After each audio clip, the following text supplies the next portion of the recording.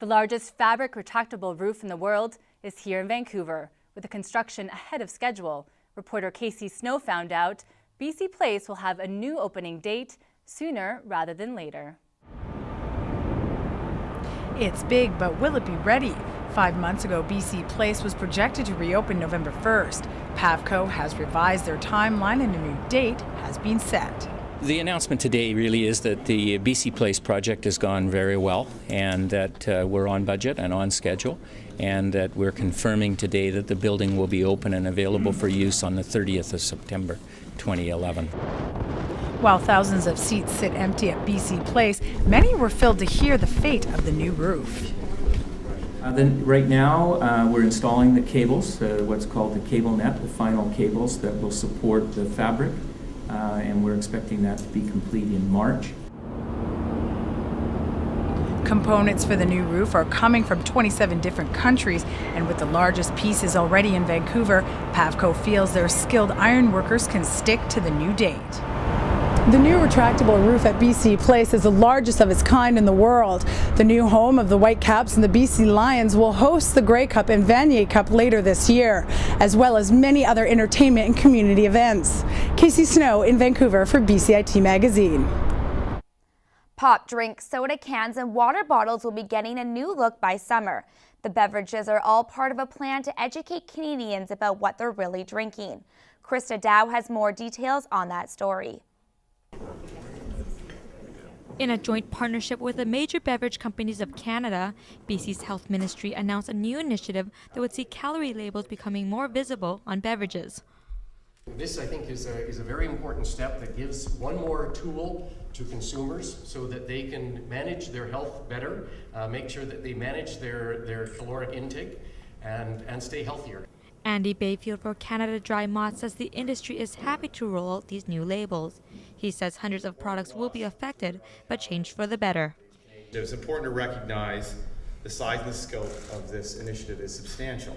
The new calorie labels will be printed on the front of beverage drinks, and Canadians can see the total number of calories per container. Dietitian Catherine Rochelow thinks the new labels is a good starting point in understanding nutritional facts on beverages. People will start to look at the front label. That will be the stepping stone, and then they will actually look to see what are the other nutrients. So they'll start to make actually better choices.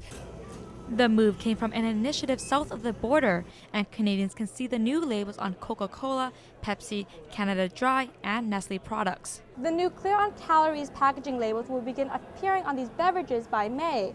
Vending machines and fountain drink dispensers will feature the new labels by the end of 2013. Krista Dow in Burnaby for BCIT Magazine. Last fall, MacLeans magazine published an article titled "Too Asian." It stirred a lot of controversy and criticism nationwide for its Asian stereotypes.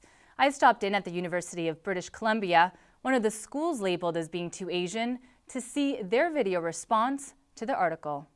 There comes a time when we heed a certain call, when the world... It's an unusual response to a controversial issue.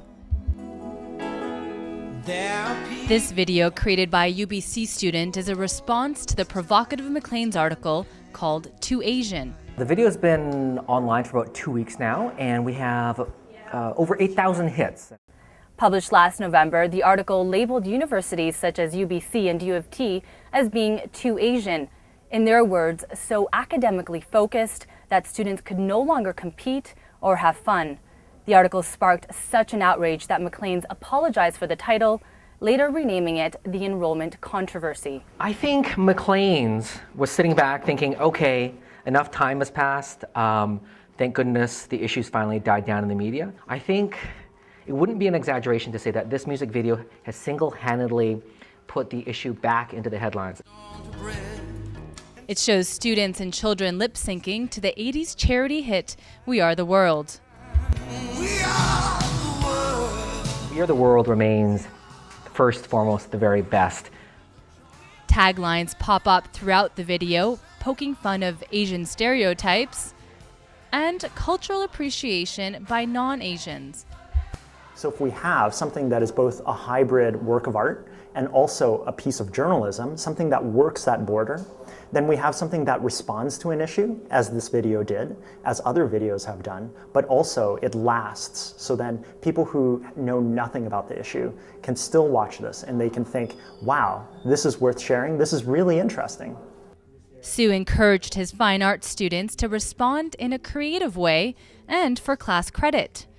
As for how they did, his response is, effing awesome, you know what I'm saying.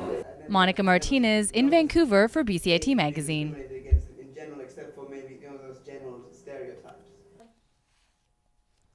A lot of people in the downtown east side are often forgotten, but as Brittany Greenslade found out, one newspaper is doing its part to help tell their stories and get them back on their feet.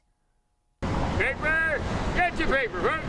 He's not your average paper boy, but this isn't your average paper. Megaphone is helping to give a voice to the downtown east side. Economic opportunities are hard to come by in this area as homeless and low-income people struggle to overcome drug and alcohol addictions. But this nonprofit street paper is hoping to change all that in a grassroots attempt to end poverty. It's a way for them to earn some income and also to have a voice. And we do that by publishing articles that our vendors write, articles and poems that are written by people who live in the downtown east side, and also just trying to raise awareness about some of the issues that exist here in the neighborhood and across the city for marginalized people. For 75 cents, vendors can buy a magazine and resell them for a minimum $2 donation on the street. By making an investment first and taking on a job and responsibility, it helps to integrate them back into society and change their lives.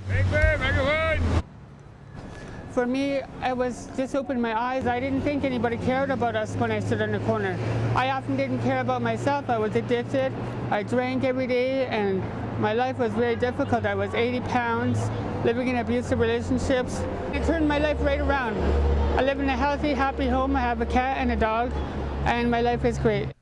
Megaphone vendors can be found all around the city working hard to get a fresh start. Brittany Greenslade in Vancouver for BCIT Magazine. I'm Jen Zielinski, and this is your community calendar. We're coming up on the one-year anniversary of the Vancouver Olympic Games.